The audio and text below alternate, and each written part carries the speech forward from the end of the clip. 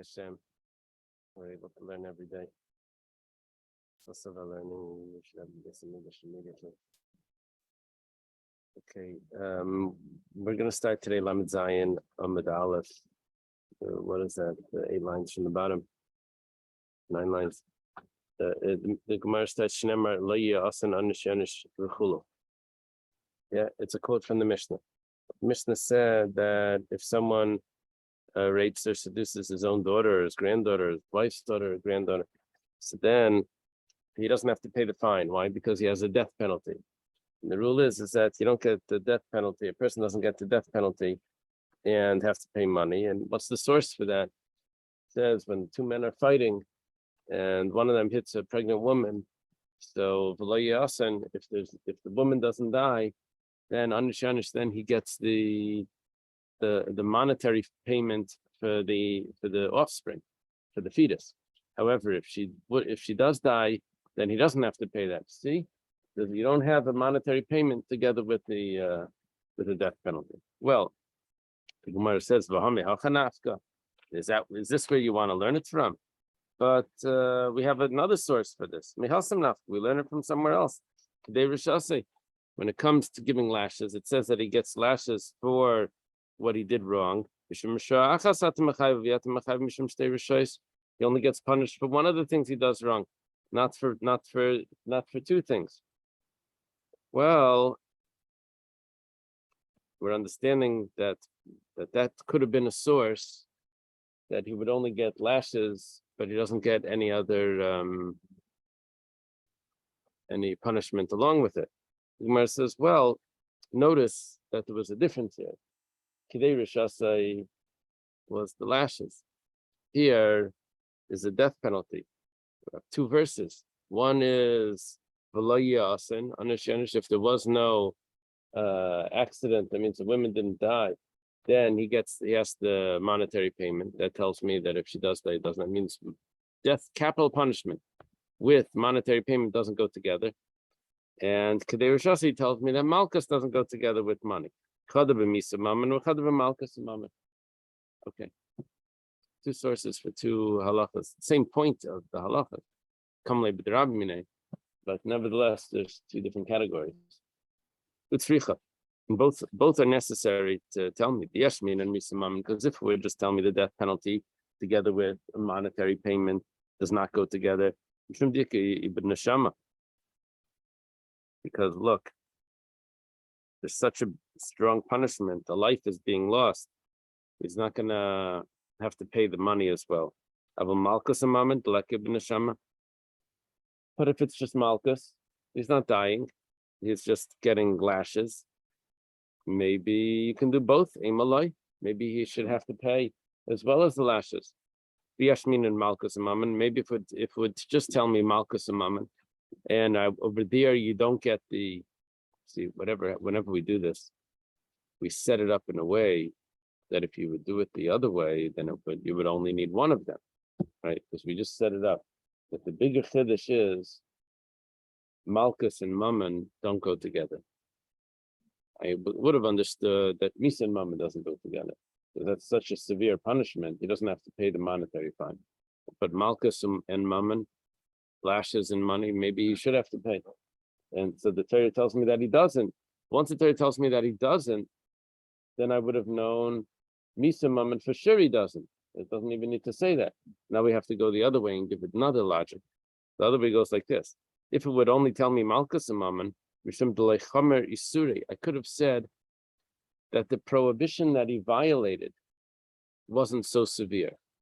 And that's why the Torah doesn't tell me that he has to pay the money as well. That's why the Torah tells me that he doesn't have to pay the money as well.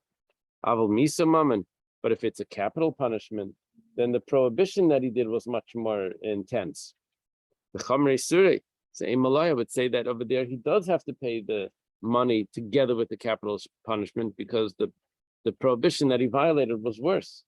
So tzricha, necessary to have both. Because I could have looked at it from punishment side, I could have looked at it from the prohibition side. Okay. Now the Gemara has a question. You just told me that we have 2 verses. One of them tells me that there's no capital punishment together with the monetary payment. Another one tells me that there's no lashes with the monetary payment. Okay. However, Rab Meir, Rab Meir, his opinion is that there is lashes with the monetary payment. So what is he going to do with both of these verses? One of them he'll use, I understand, for Misa and Mammon, but the other one he doesn't even hold of. So the Gemara says Chada b'Misa Mammon. One of them he does hold of, Misa Mammon, that there's no death penalty together with the monetary payment. Chada b'Misa Malchus. One of them tells me that there's no death penalty and lashes. Not lashes and money, but you don't give lashes together with the death penalty. That combination that we didn't really talk about before. We're going to do the same thing now that we did with Misa and Mammon. And we're going to say why it's necessary to say both of these. Yeah. Possibility.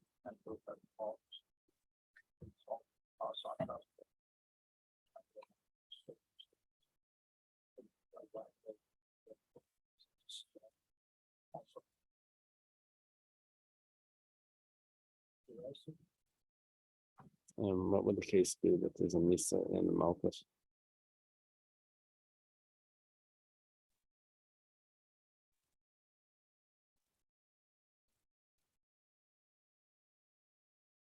Two malachos on Shabbos. I don't know. One of them.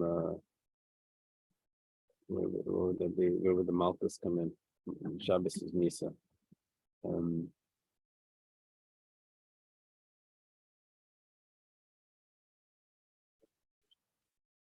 No.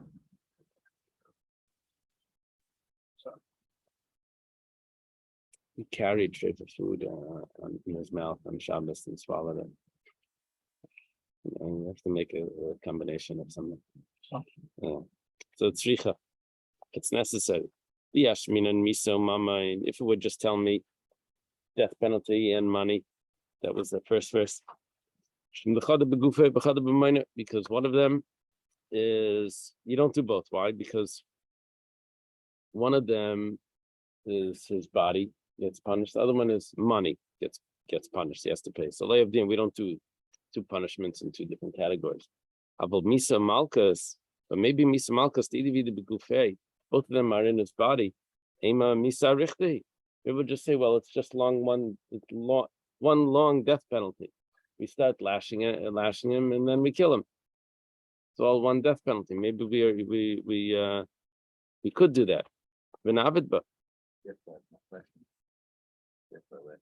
it was death by probably sword, but right. We start off with the lashes to weaken him, and then he died under the lash. Or right, they were supposed to estimate like how much he can handle. Yashmina and Misa Malchus, and if it would just tell me Misa Malchus, it's well. If you can't do Misa and Malchus, then for sure you can't do Misa Mammon, right? It says no. I would have said that the Tarti Begufele of Dinan. I don't give two punishments on the body, but the opposite. Aval Misa Mammon the Chad Beguf Chad Mayneim and Ne'avid Bey. I could have said that 1 second. Those are two different categories. One is a punishment on the body. The other one is a punishment on his money. So those two types of punishments I can give. I just don't do two punishments on the body. That's what I don't do. Money. It's necessary to tell us that you don't do both. So even according to Reb Meir, we would have an explanation why I have the two verses that tell me that the two punishments don't go together. Okay.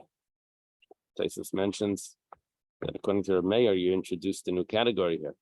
Misa and Malchus. But what about the Rabbanan? The Gemara doesn't go back and tell me what the Rabbanan say about that. Okay. Now we say we're going to now introduce a bunch of other verses that are going to tell us that there's no monetary payment for different things because there's already another punishment. And so that being the case, why do I need that verse? I already learned it from these two verses that we mentioned. You don't take a payment from someone that killed. Lamali. What do I need this for? talking about someone that has to go to exile. We're thinking that he killed by accident, he's going to exile, killed unintentionally, right? The pasuk is telling me that you don't take a monetary payment together with his exile. It says, Lamali Damrachmana, what is it? Lamali, probably. Damrachmana, that the Eibishter says, like Tishkal Mamayim and Ebitifter Miktala. Do you have a pencil? Oh, yeah. Okay. So, sorry. We're now on Lamed Zayin Amud Beis, I guess 10 lines from the top. There was an assumption here that the Gemara just switched on us. The assumption that the pasuk was telling me is that I don't do gullus, exile, and also a monetary payment. The Gemara switches that. It says not that it's two coming together. Maybe I could have said that maybe if the guy pays enough money, he doesn't have to go to gullus. Not that there'd be a combination of both punishment. So it tells me that we don't do that. This is just burning for death. Yeah, exile. Between murder or not murder, but Unintentional, manslaughter. Right. Can't pay him off. So how much would you have to I guess like pay? Maybe his value, but the answer is that you don't. We don't accept that. Okay, another verse. I did the wrong one. I was reading sorry. This one was where it was murder. The first one was murder.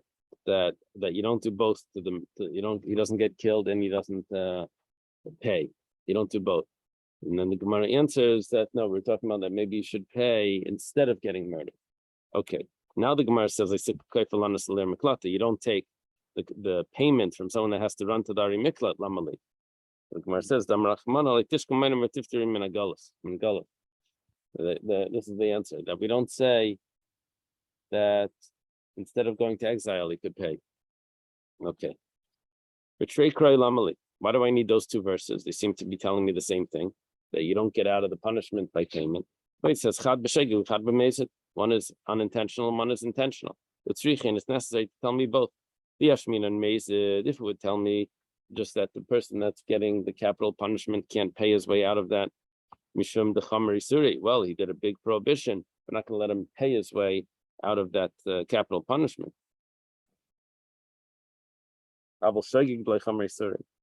However, the unintentional, maybe he can pay. Enough tzedakah would help. A malay, you would say that it should work.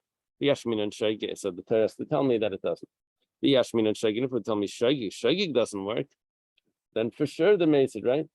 So why does I need the Torah to tell me that? So it says no. As if it would just tell me the Shagig Lati ibn Neshama. I say that, look, what's big deal? I'm not going to take money from him. Let him go to exile. He'll live in exile over there. He'll get rehabilitated, And Aval Mezid ibn Neshama, when it comes to the person that killed intentionally, we don't want someone to die. So maybe we should say, maybe we should say we should take money. We know he's not going to do it again. He's got paid so much that will stop him from doing it again. What's the point of this anyway? So maybe over there we can take money and we'll also save a life. It's a win-win. I like the first. So it's necessary to say that that's not how it works. Yeah. That he gets the death penalty. Okay. So in general, you're saying you can talk about when you have these street Right. set up in a way that you couldn't block. Yeah. But once you say the first one, then The order is not very important. once you say the first one, then the first way, then the second one is the one that was not as obvious. And if you would tell me that, then I don't need the first one. I'm going to need another svara to tell me the opposite. What is the distinction between accidental murder or accidental killing and intentional, right? What about contract murder? You pay somebody to knock off somebody. Uh-huh. If they had the payment alternative, you just go into the next one.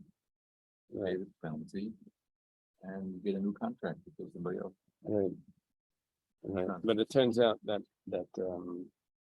we say that Ein Shliach L'Dvar Aveda, the person that hired him is not responsible. It's the guy that did it that's responsible. Right, so he's responsible. And if there were a ransom, you buy his way out, Right, he just finds another patron. right. Did, do you know, it's just off topic, but do you know, after the war, there were any Germans that went to a base then, or were they just trying to civil war? It was all civil. So, Right. No, I'm sorry, what's the answer? do we have like first degree, second degree? Yeah, for because the Besdin nowadays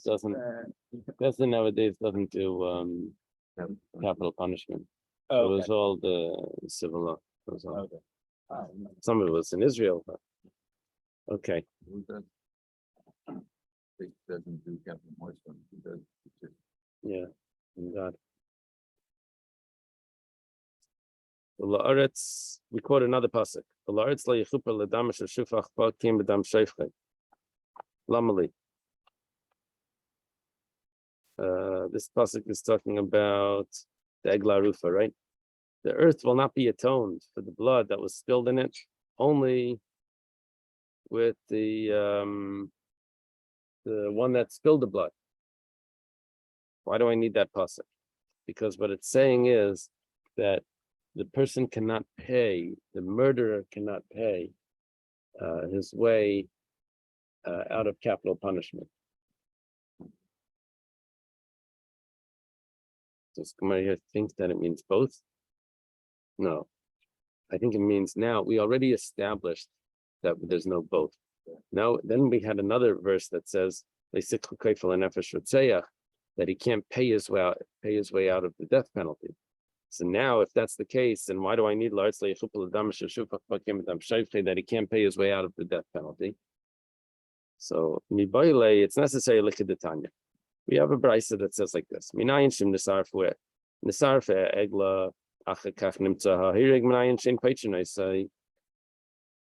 let's say they found a corpse in between cities.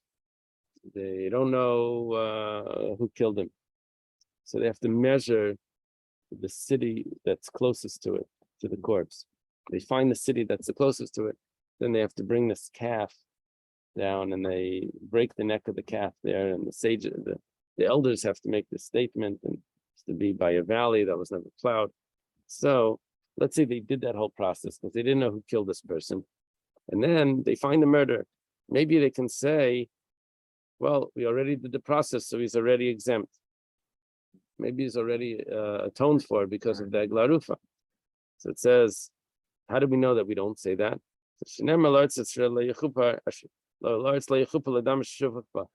no atonement.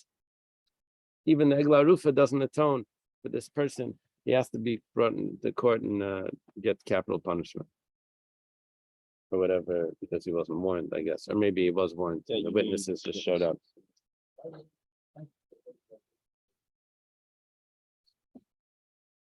Yes, I Well, perceive such an odd thing to do with people talking. They're talking in the community that I think you have to do. right. Right. But because it is an atonement, it's an atonement on the community. Maybe we should say that it atones for the person that actually committed it as well even when we find it. It says no, it's not. He just hides until murder hides until they get the capital and then he said, oh, hide. Yeah, it's not going to help though, because when he hides, that doesn't mean that they didn't know who did it. The Egla Ruf is only when they don't know who did it. You would have to hide who did it, not just to hide. Not like he's on the wanted list, but they can't find him to do Egla Ruf. It doesn't work like that. If they know who did it, then there's no Egla Ruf. Wow. Another pasuk. And you should move away. the innocent blood from being spilled. That's based on what you said. That when you do the egla rufa, then it will move away innocent blood from being spilled because of well, I guess it's because we see that society takes this very serious when someone's murdered. Why do I need that pasuk?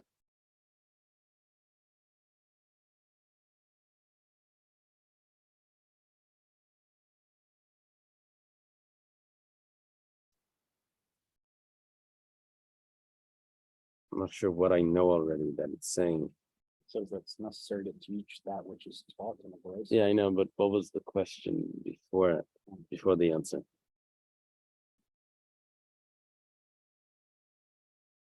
Let's see the answer, then we'll figure out what the Gemara was asking. It's necessary for what it's taught in a brayso. How do you know that people that are deserving of the death penalty by the sword, that they get killed in the neck, and they could be stabbed or something? Because it says that you'll move away the innocent blood from being spilled. So this is a comparison. The egla rufa, just like over there, it's from the neck. Right? The egla rufa, they break the neck with the cleaver. Yeah. Right? What's that knife called? It's just Cleaver. So they so that's how also someone that's deserving of the death penalty by sword, so that's how he gets it on the neck. Maybe just like by the egla rufitz with the cleaver, and it's from the back of the neck, not from the front. So too maybe we should say that. Rav Nachman says the name of his father-in-law, quoting the pasuk that you should love your fellow as yourself. That means you have to choose for him the best and easiest death. I didn't know we do like beheading for capital punishment. I thought we actually like stoning, drowning, I don't know. There's 4. And one of them is Saya, is the sword. Yeah. But it has to be from the front of the neck. That cuts the parts that are the arteries and the windpipe, not to break through his spine or whatever. That would be more painful. Okay. Besides, to make him drunk first too. Right. Question is, why then is the egla rufa done like that, and why is the malika on a bird? Why is it done like that? If that's more painful, why do we ever do that? That's an interesting question. I mean, the Gemara is clearly telling me that that's more painful.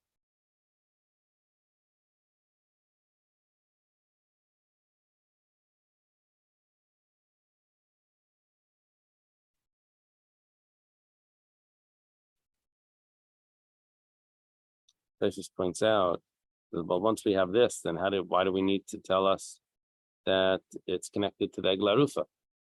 If that's the least painful way, then we have it from the haftal recha kumecha. What do we need the comparison for? It says, well, not necessarily would stabbing in the heart have been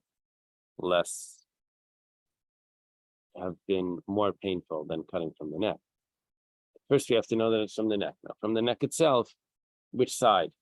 So the haftal recha kumecha tells me that from the front is the lighter.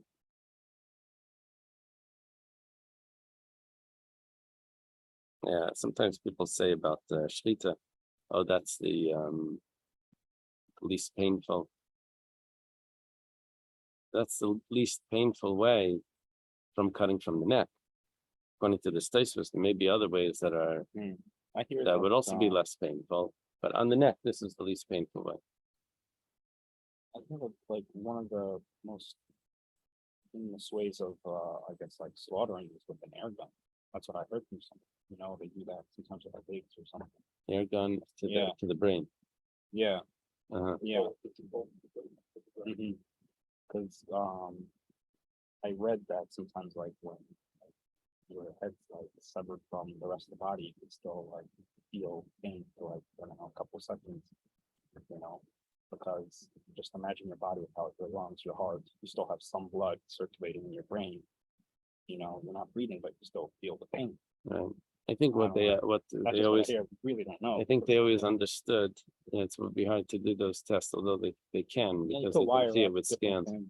But I think what they understood was that when the blood drains, it just becomes very drowsy, and it doesn't really feel that pain because the knife is so sharp. Mm. On the other hand, the loss of blood makes it just like weak, and then it dies like that. Okay. Now we're holding by Kol Cher Mashiachim and Adam La Yifte Lamali. Here it says that Kol Cherem.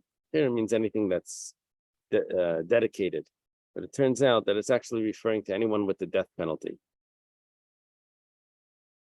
Anyone that's deserving of the death penalty should not be redeemed. Well, it's a clear pasuk for things that we've just mentioned. We already know that. Why do we need to tell this to me? We need it for another source, another brisa. Someone is being brought out to be killed, committed a crime that's deserving of capital punishment.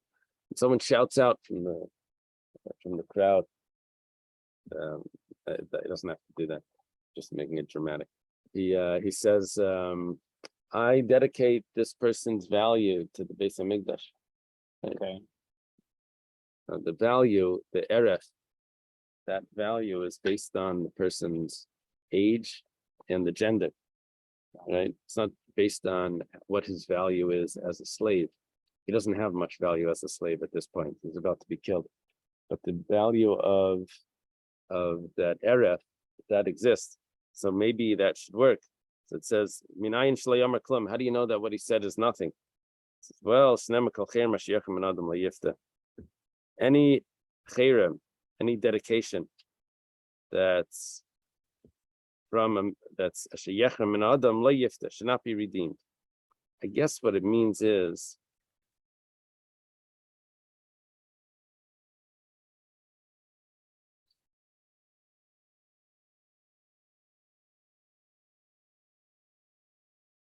It's Yeah. different to mean that anything dedicated to which man who is condemned is evaluated, not be reviewed as the person in question is already considered dead. yeah, a sheyechem and adam means a man that's condemned. That's what it means. So any dedication about a man that's condemned should not be taken, condemned to death. So Yochalaf Kaidim Shing Medina Kane, maybe that applies even before the verdict is passed. He's just in court. From the man and not all the man. Not, this means not everyone that's condemned, only some of them that are condemned.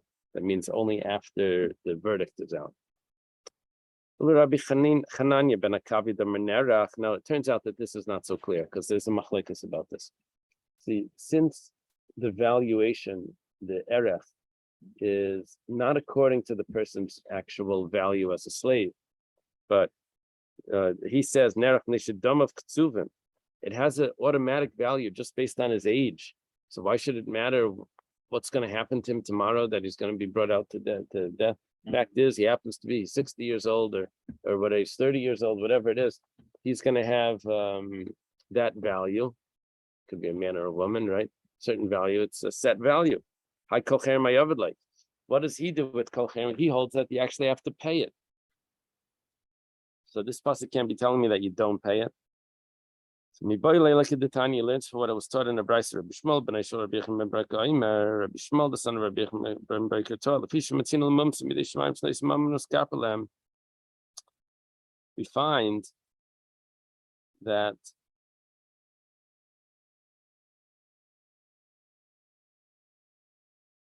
there is a possibility of something that really is deserving of death, but nevertheless, there's an atonement through money. How is that? That is, if a person's animal killed a man, So, well, a man died. That's really a capital punishment case. But in this instance, there's no capital punishment because he didn't do the murder. It was the ox that did the murder. So there's a rule on the ox that it gets put to death, right? It's called the Shara Niskal. It gets stoned. They stone the ox. But there's also a fine that's imposed on the owner of the ox, which is a payment. Well, okay, if that's the case, we find that there's an atonement through money. It's called that payment. It's called kaifer. Maybe we should say that a person can also redeem himself with money when there's supposed to be a death penalty. It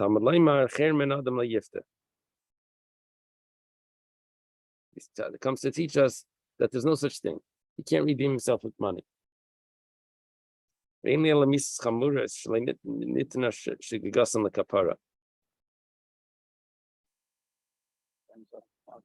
Maybe I would say is that these are the more severe punishments, where if someone does it by accident, unintentionally, there is no atonement for that. See, what happens if someone if a person injures his own father, there's a death penalty, maka aviv, right? Or if someone kidnaps a person, there's a death penalty. But that's because he did it on purpose. Let's say he does it by unintentionally, then we don't have a secondary punishment for that. There's nothing. It's just he's left unatoned. So maybe I would say that he can't buy himself out with those types of punishment, with those types of cases where there is no atonement for the unintentional. But how do I know those other cases where, let's say it's b'shoigig, he has to bring a chatas. There is an atonement. So maybe I would say that if he does it unintentional, so instead of the chatas, he could also do money.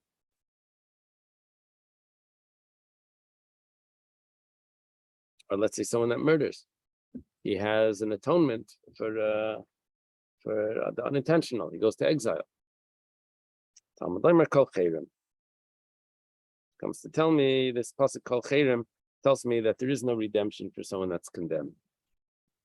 The Gemara says, 1 second. Isn't that automatically understood when it says that you don't take a payment from someone that has to go into exile? We already knew that. That you don't take money from him to exempt him. So what do I need Kol Chayrim for? So in other words, the Gemara is not accepting that answer. We're still looking for what does Kol Chayrim do for the opinion of Rabbi Chananya ben Akavya, that he holds that if someone were to dedicate the value of a person that's being condemned to death, that he still has to pay it. What do we know? What do we use the verse Kol Chayrim? It's the whole verse. Kol Chayrim asher yechem min adam lo yifta. What do we need that verse for? So Amar Rami Bar Chama teaches an answer. It's true. It's necessary. The words Kol Chayrim, Kosal Kadai. I mean, I could have entered my mind to say, Hani Mili. When do I say that he doesn't pay anything?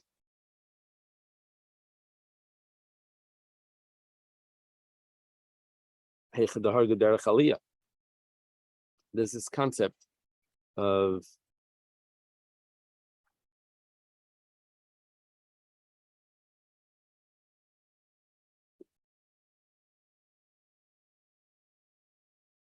I forget, what is it? Is it I think the shegig is only exile if it was in a downward motion.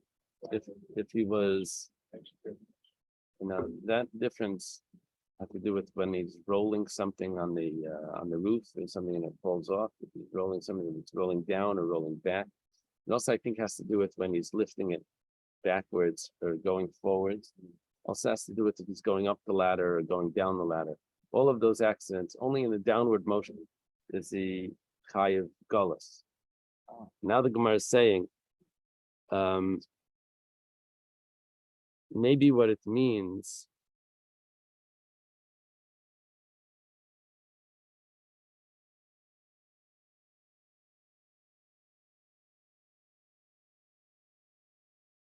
if he's going upwards, then kapara.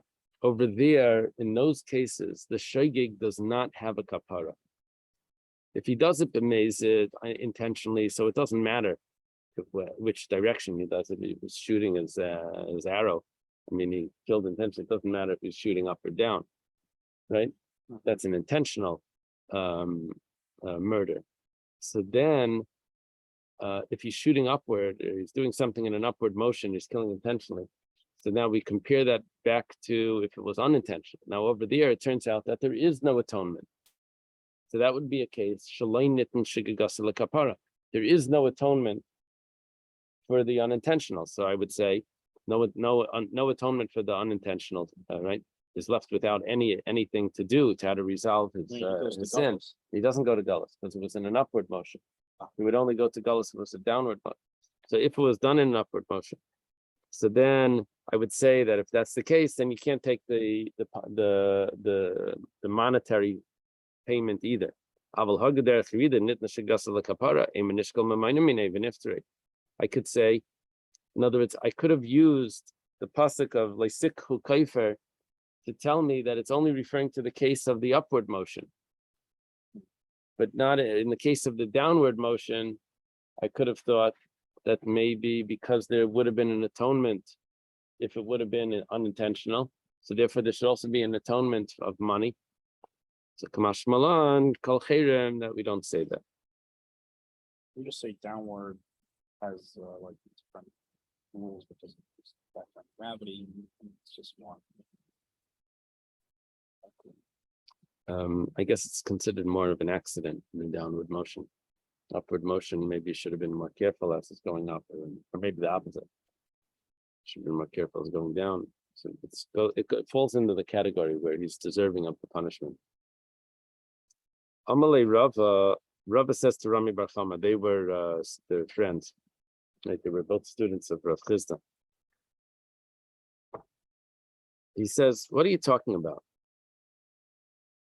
We already know this.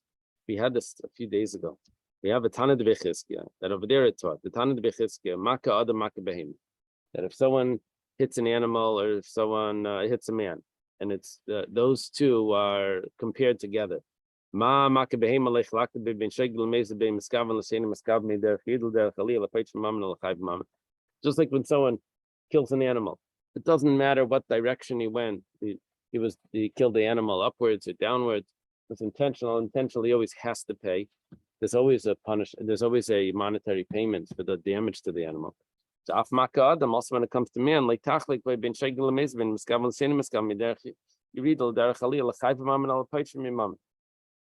There's no difference the way that if a person is killed, that he's not going to get a monetary payment. Just like by the animal, there's always a monetary payment. So too, by a capital punishment, there's always no monetary payment. It doesn't matter what motion he's going. So why are you telling me? Why are you telling me that I could have thought that maybe there should be a difference between if it was an upward motion, that over there there's no monetary payment, but a downward motion there should be. I learned from Tanat Bechizkiya that it doesn't matter. Ela Amar Rami Bar Chama, so Rami Bar Chama tries again. It's necessary. Sal Kadait Chamina, we're talking about Itzchich. Why do we need the pasuk of Kol Cherem, right? If I know already that you don't take a fine from someone that killed, you don't take money from someone that killed, so what do I need Kol Cherem for? And all of this is following the view that Kol Cherem is not teaching me that the person that's getting valued was condemned to death. Remember that Erech. According to the one that says that if someone dedicates the value, he doesn't have to pay it. I know what Kol Cherem is telling me. He doesn't have to pay the person's value after he's condemned to death. According to the one that he still has to pay it. And kol cherem, we think is going to tell us that if he doesn't have to pay, or he can't pay his way out of a capital punishment. We said that we know already from Lisik Kaifer. We said maybe that was only upward motion. We said no, we know it's referring to all motions.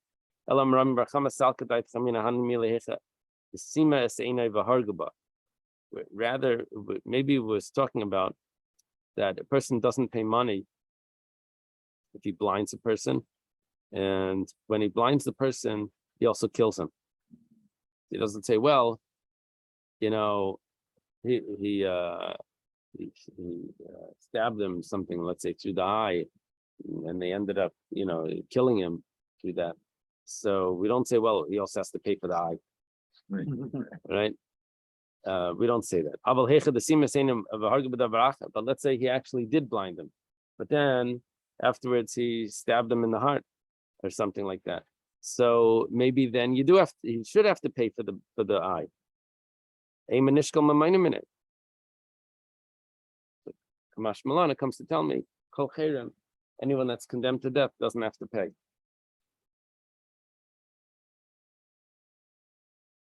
Amalei Rava says, 1 second. We know what we have other sources for that. The Tan de Bechiski, ayin tachas ayin, blay ayin benefesh tachas ayin.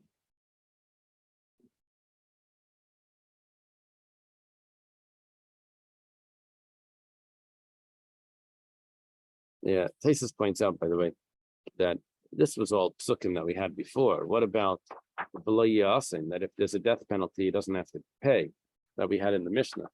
So Tesis says that this case wouldn't have been included in that, because that's when he hit the woman, and from that one hitting the woman, the woman dies and the fetus dies. But over here it was two different actions. I could have thought that this would be different. Well, I have another source for this. What does it say? It says an eye for an eye. Over there we know an eye for an eye doesn't mean actually an eye. It means that he has to pay the value of what that eye was worth. If he would have been a slave, sold as a slave with the eye, sold as a slave without the eye, first he has to get that value. So, but we know that he doesn't have to pay the value of the eye plus his life. So we have a source for that. It's only if there's no capital punishment does he have to pay for that. So you have another source. We still don't have a source for kol cherem. Rashi says, I'll tell you what kol cherem is for.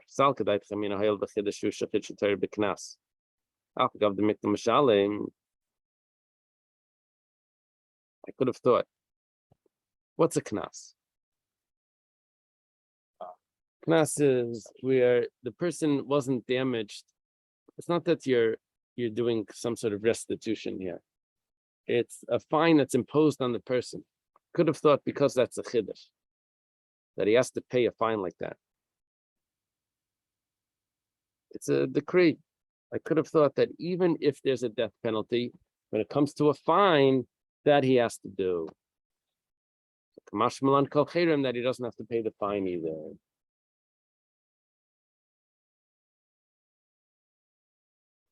Okay.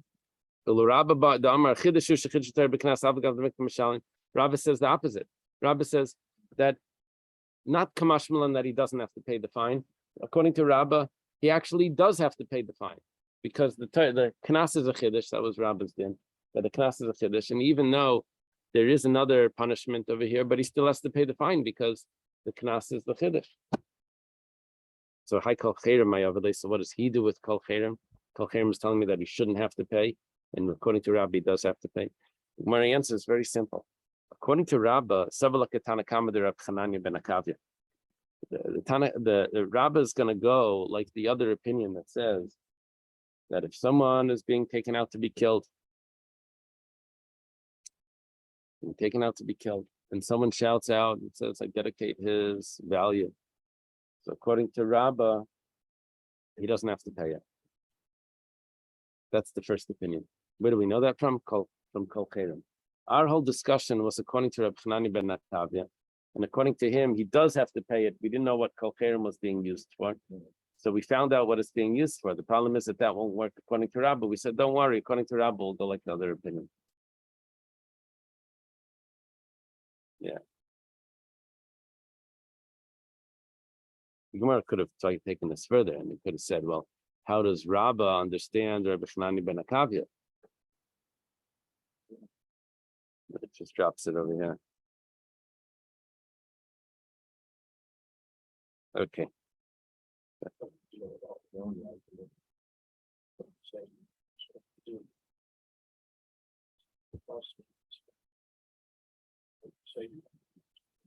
Oh.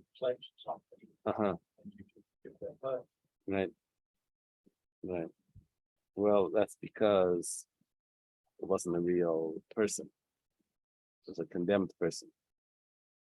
The Torah tells you that he's going to give that the value of a person is that's not condemned. Yes, that he has to pay. This here was a person that was condemned.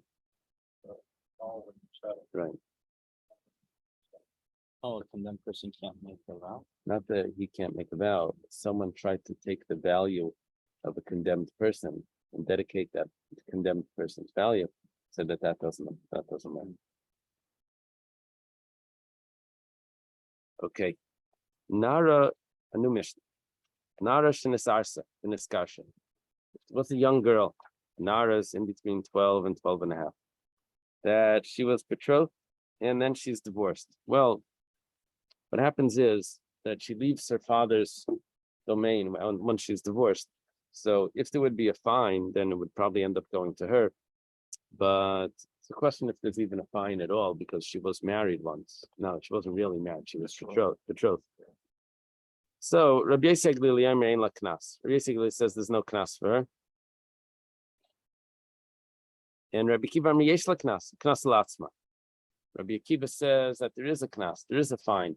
Talking about the rapist has to pay a fine, but who does he pay it to? She was already married and divorced, so now she's living on her own. Whether she is or she isn't, she's not considered under her father's domain anymore because she already left her father's domain by getting married. So Rabbi Akiva says there's a knas, but the knas goes to herself. Now Rashi points out that in the previous Mishnah, the two Mishnayos ago, one of the cases there was if someone rapes his father's or brother's wife.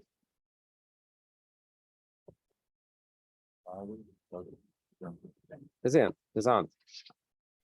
And we said, but 1 second, then she wouldn't be a virgin. And the whole halachas of this knas, the Mishnah said that he has to pay it. All the halachas of this knas when she's a virgin. So we said that it's talking about that she was only betrothed to the uncle. Now we have a machlokes. Someone's betrothed but divorced. You see, if she would still be married to the uncle, then there would be a death penalty. There wouldn't be a fine, right? That would be an ish. Talking about that she wasn't married to him. How is she not married to him? Well, she's divorced.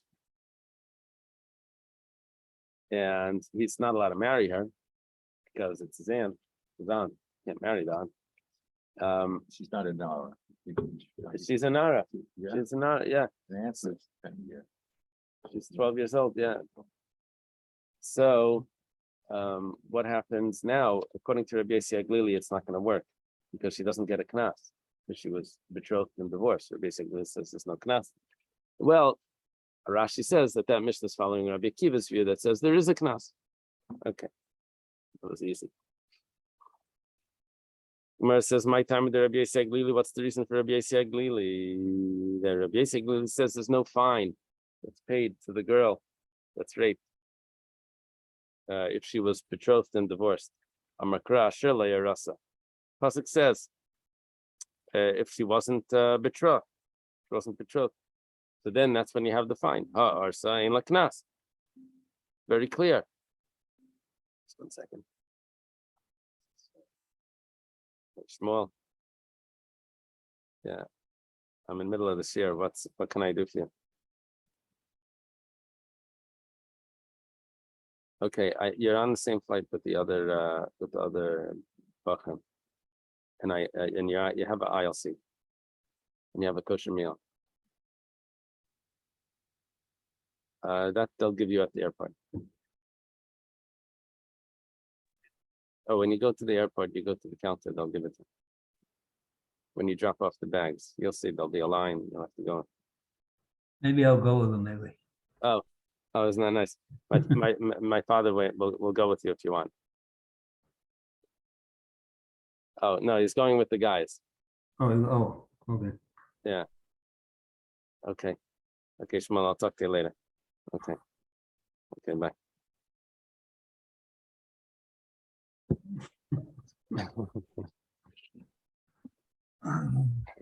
How was everything?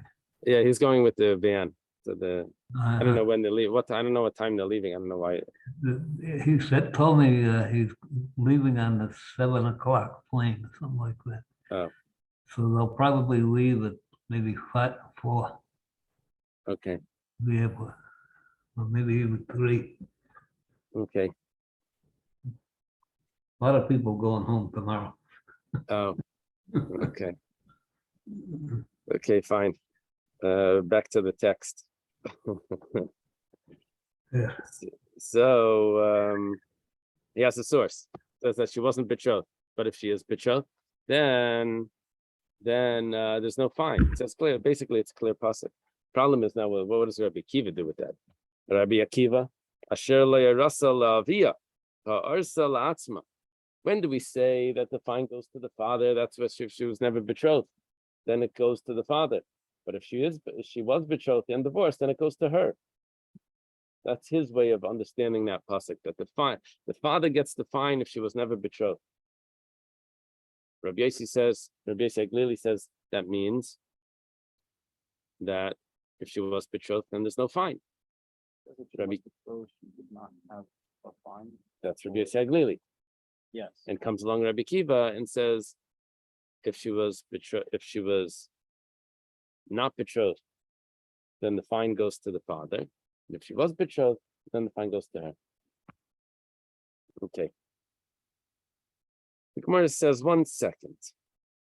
If you're going to start to use that logic, then we're going to use it in other places and it's going to mess things up. If you're going to say that that's an acceptable logic, that there's a distinction between betrothed and not betrothed, if it goes to the father or to her, then let's do it with other cases. We'll do it very good. When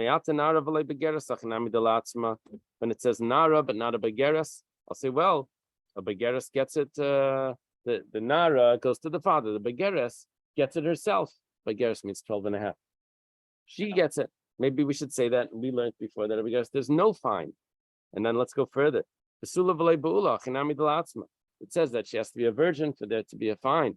But if she's a be'ula, then there's no fine. Maybe not. Maybe but if she's a be'ula, if she was not a virgin, then it goes to herself. Where it says Ella Lagamri. It must mean that there's no fine at all. So Chanami Lagamri. So then back to that if she wasn't betrothed, it should be that there's no fine at all. Amalach Rabbi Kiva will answer you. But I do it layarasa. I need it for a brisa. It says l'kedetanya. It's turning a brisa shelayarasa that she wasn't betrothed. Prat lenarish in esarsav in eskara shein laknas. The very Rabbi Yossi Aglili.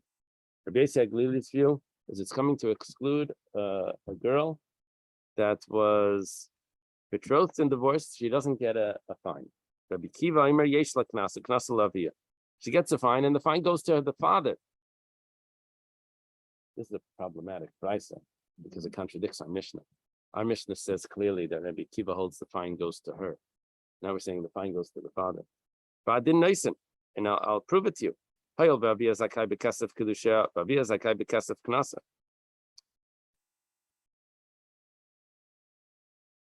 The father is deserving of accepting the money of her betrothal. Right? He earns that money. And the father also gets the money if she was violated. Okay. Now the Gemara goes on.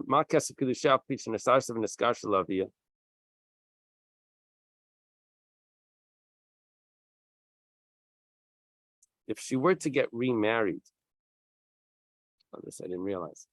If she were to get remarried after she's betrothed and divorced, the second marriage that she gets, if she's still under 12 or under 12 and a half, that money, the Kesef Kedushin, will still go to the father. Af Kesef Kanasa, Pishin Asasim Niskash Lavia, goes to the father, the fine, if she's violated.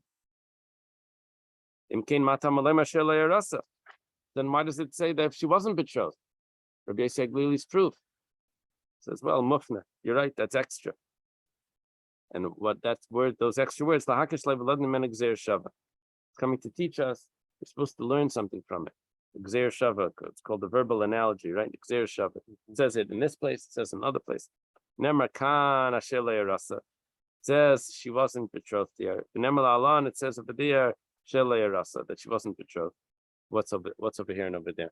Over here is by the rape, and over there is by when she's seduced. Malahalan Shkalim. I'm sorry. Makan Nun Aflala Nun. Just like over here, it's 50 coins by the rape. So too by the seduced, it's also 50 coins. Malahalan Shkalim, Afkan Shkalim. Just like by the seduced, it says the word shekel. Yishkal, that uses the word shkalim. Yishkal, it says it like you weigh out the value. So also by the rape, it's also shkalim. So it's 50 shkalim. We learn one to the other. The Gemara says, Rabbi Kiva, my chazas dashelei arasel gzeir shavel besula lemute beula. Look, I have these exclusions. She wasn't betrothed. With special limitations on who gets the fine. It says she wasn't betrothed. It says that she's a virgin. There was another one also. It says that she was a nara. Now, that's her age. Why, when it comes to the age, when it comes to the that she's a basula, do we take it that okay, that's excluding if she's the wrong age? It's excluding that if she's not a basula, then there is no fine. And when it comes to that she wasn't betrothed, we say, oh no, that's just ignore that.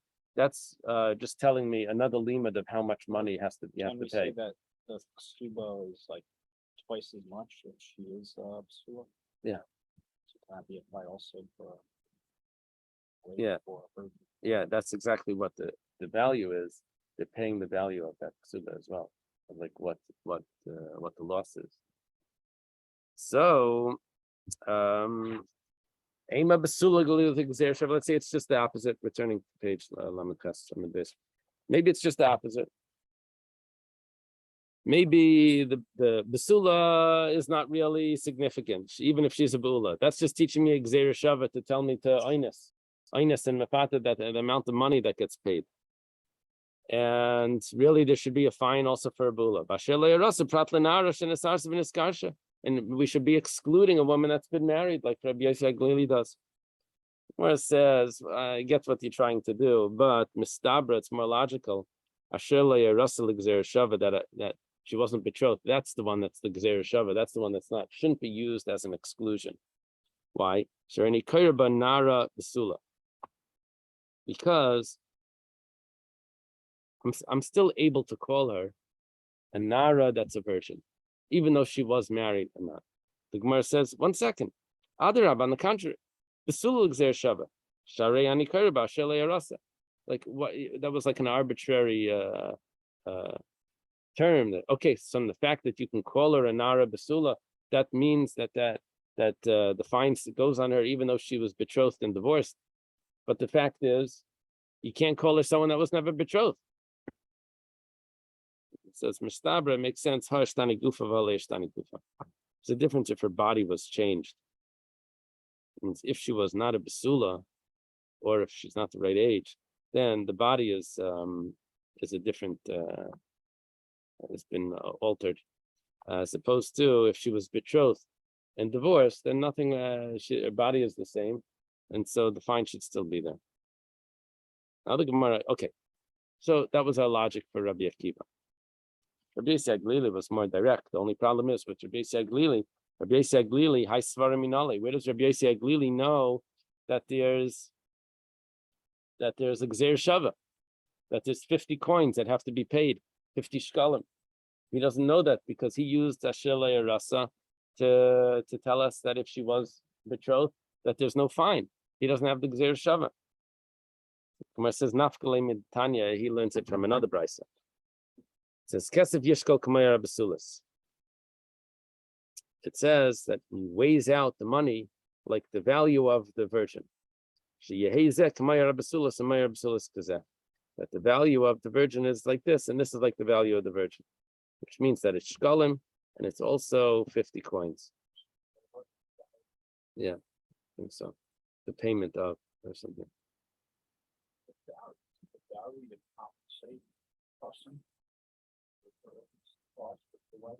No, that's the Mayar Abasulis is the value, not the dowry. It's the amount.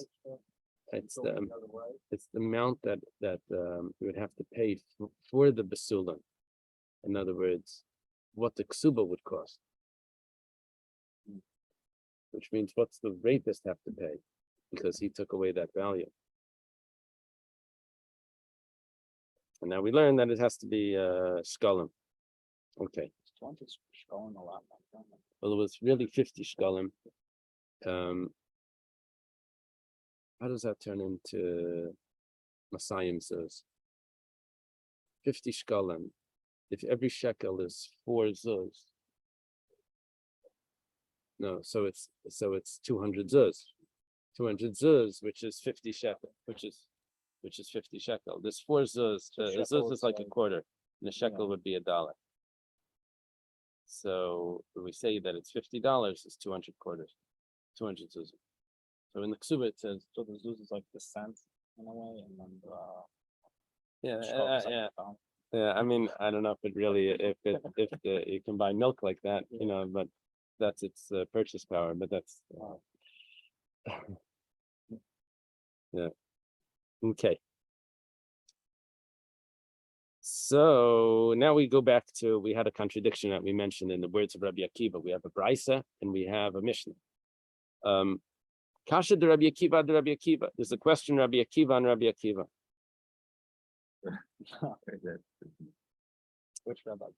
Rabbi Akiva said in the Mishnah that if she's betrothed and divorced, the fine that the rapist pays goes to her, and in the Brisa it says it goes to the father.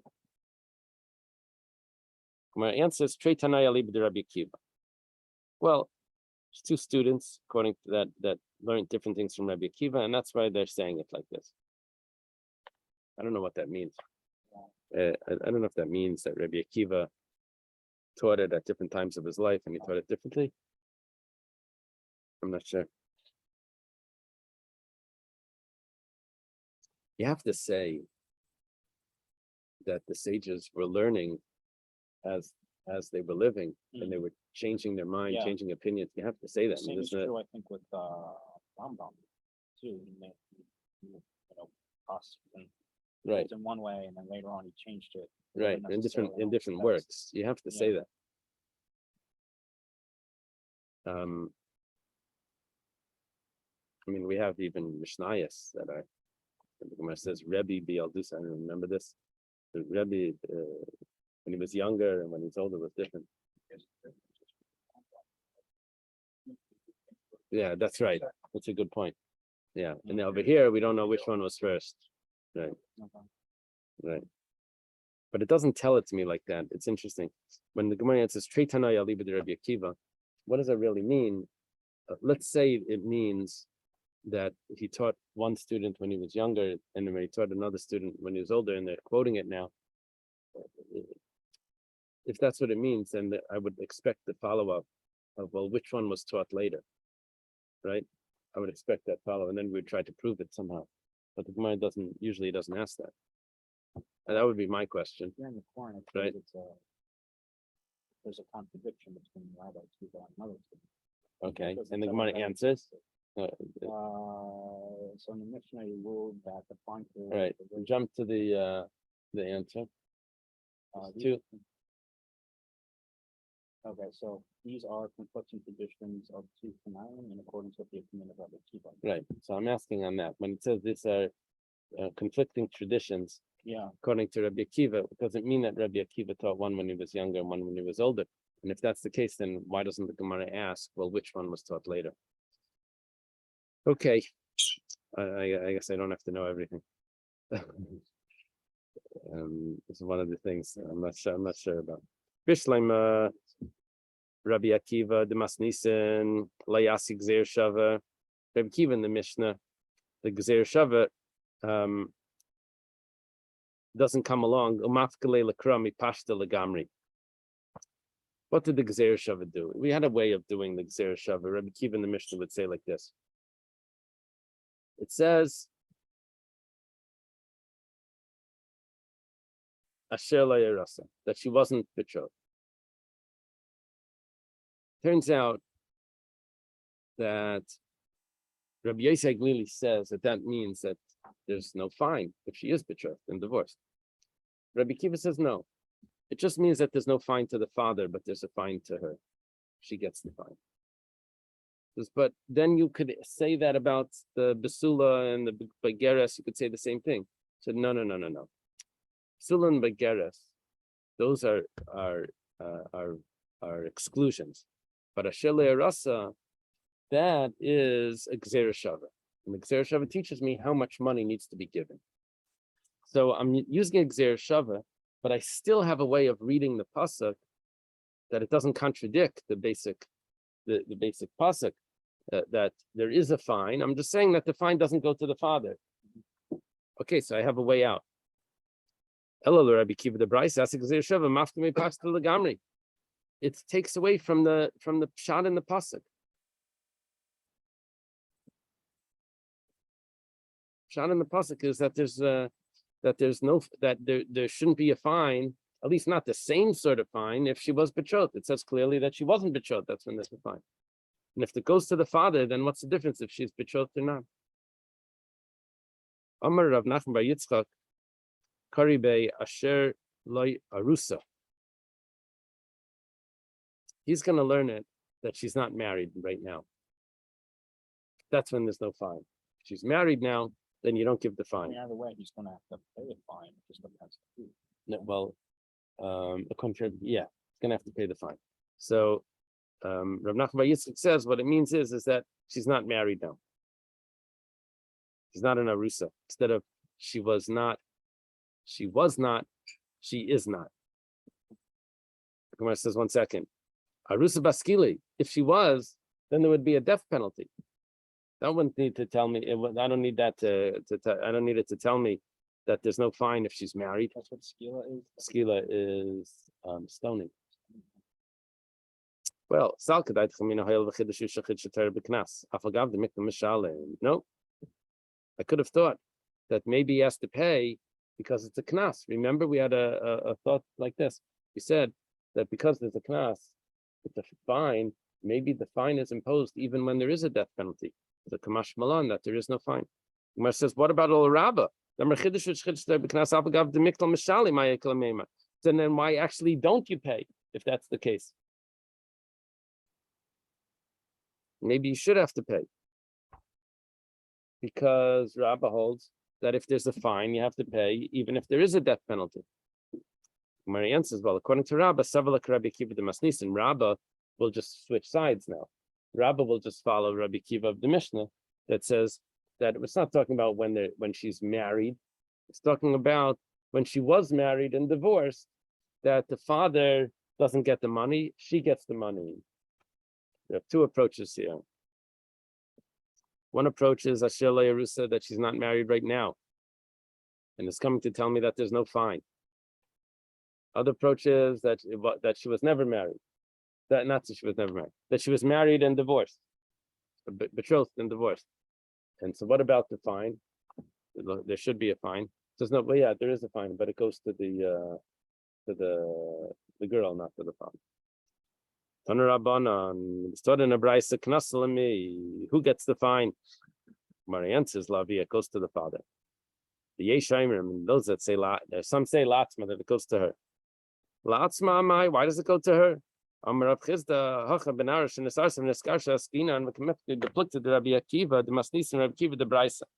just happened here, we didn't mention this, but what really just happened was that this brisa was the machlekes between Rabbi Akiva and Rabbi Akiva. Rabbi Akiva of the Mishnah and Rabbi Akiva of the brisa. Talking about a girl that was betrothed and divorced. Who gets the fine? And like, there's a machlekes, does it go to the father, does it go to the girl? Amar Abaya.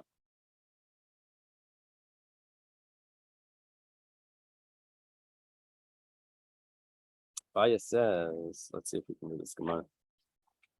Balo Mesa. Let's say he raped her, he lived with her, he's supposed to give the fine, but she died. Potter. She died. Mesa. He doesn't have to pay.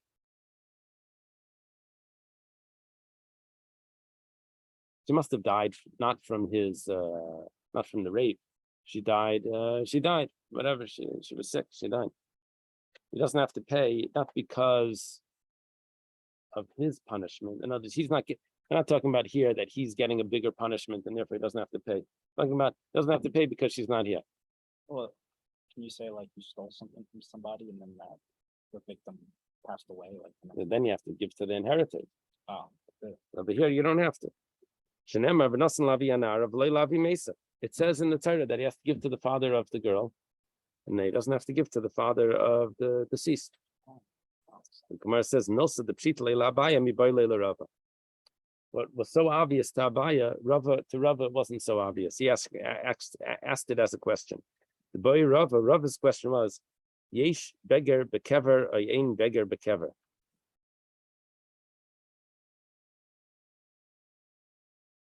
Question is like this. A begeris, yeah. We have a Mishnah later that if by the time they stand in court, she reached maturity, that she gets the value, she gets the money, and it doesn't go to the father. Okay, now, what happened if she died?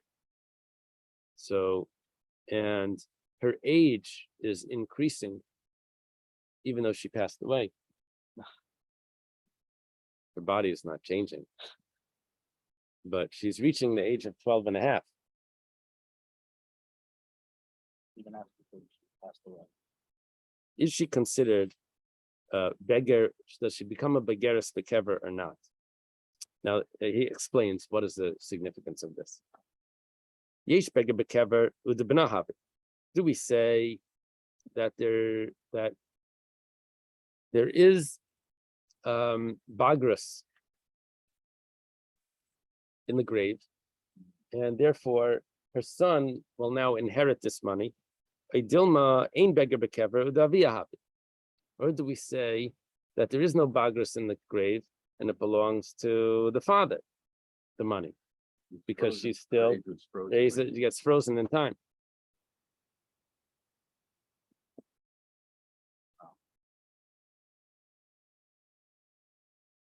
Yeah, big sucky here. There's a lot going on. Huh?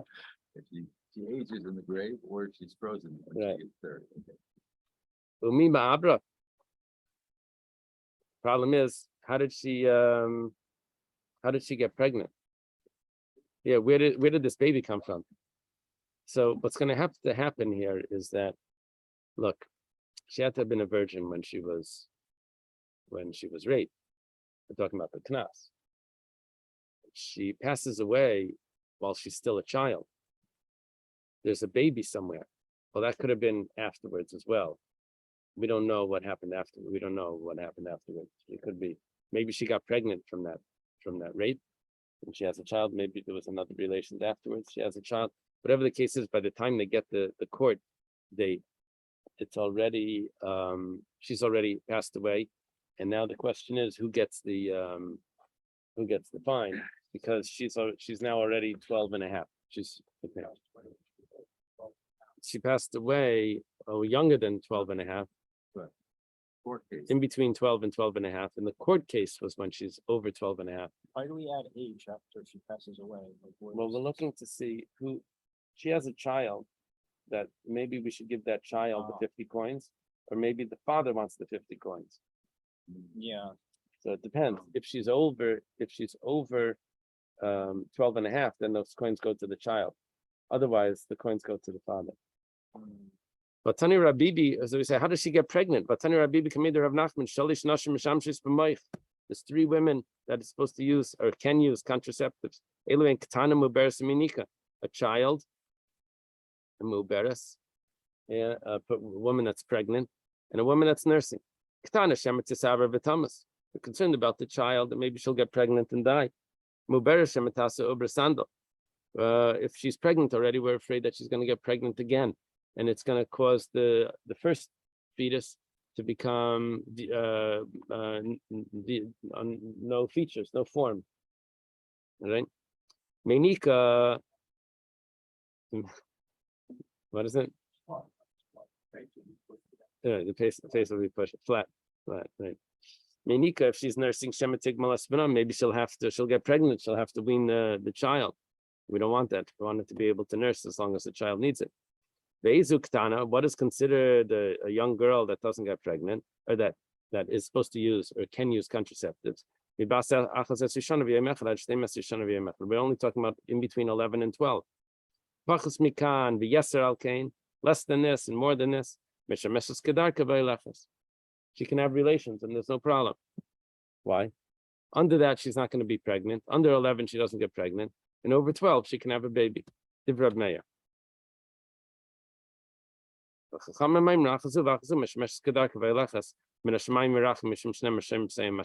Come say no. She doesn't need to use a contraceptive. It's fine. Hashem will have mercy on her. Hashem, God protects the fools. Should be fine.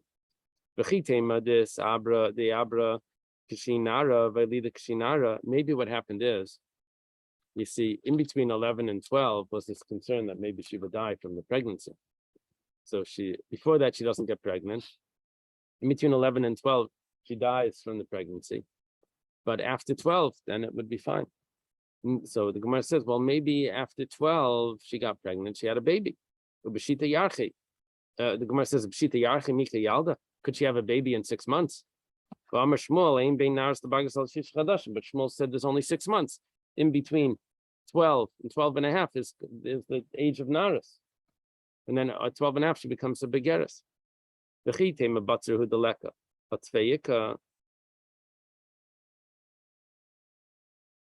Understand why the Gemara is even asking. I know that a minor can even conceive to begin with. Oh, Yeah. but that's under 12 and a half. That's under 12. And over 11. Well, she really can under 11, over 11, she can conceive. Over 11. Yeah. The problem but is, she would still consider a minor if she's over 11 but under 12 and a half. right. And then there would be a baby here, and then we can discuss who gets the coins.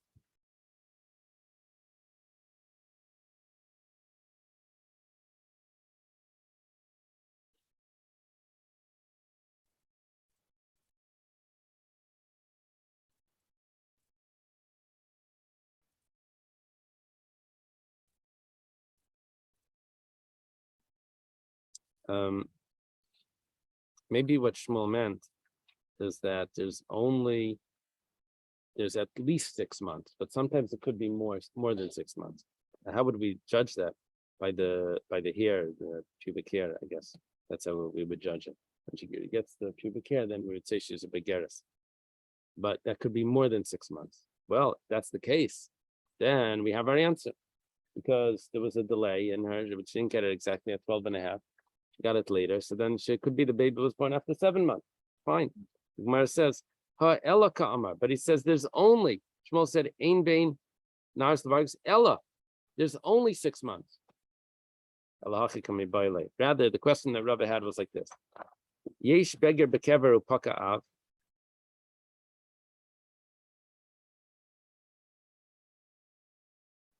And we're not discussing the child.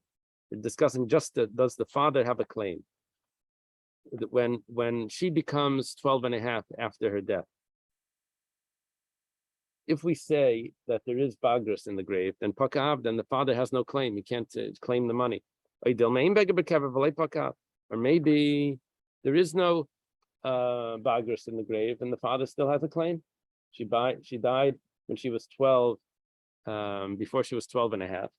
And the father's claim is still there, right? Because her age freezes. Mar Baravashi Boila Hachi.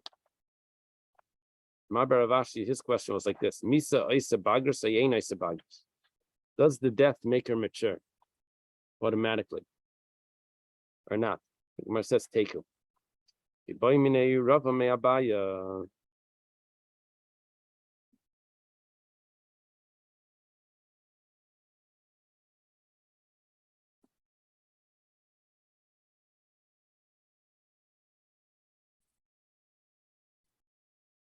Rava asks Abaya, Ba'aleh, if he lives with her, he rapes her, Benisarsa, and then is it he's getting engaged or she gets engaged? She gets betrothed. Is it she getting betrothed to him? Mahu. Miksi. Oh, okay. What's the din? She's now betrothed. She's not to him. She's now betrothed. She's supposed to be married to him, but she's now betrothed. Amalei. So Abaya says back. Miksi. What's your question? Miksi v'nasan lavi anara shele arusa. Does it say that you give to the father of the girl that's not betrothed? You give to the father of the girl. When it comes to the payment, I don't care if she's betrothed or not. I only cared if she was betrothed when at the time of the rape, not to the time of the payment. Well, according to you, Hadatanya Bala Venesis. Venesis, Bala Venesis. Latzman. If it says in the Bryce that if he raped her and then she gets married, that she gets it turns out that she actually gets the money once she's married, it goes to her. Does it say that you give it to the father of a girl that's not married? It turns out you do give it to it's only the father if she's not married, but if she is married, it goes to her. There's Hachiashta. 1 second.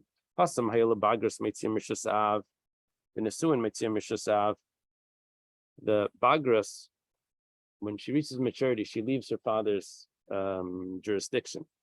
And when she gets married, she also leaves her father's jurisdiction. Ma Bagras Bala Ubagra.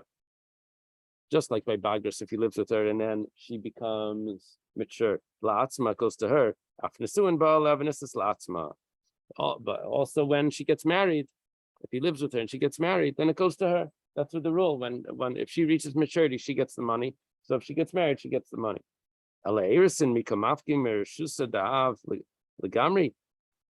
by Erisin, by betrothal, does she leave the father's domain?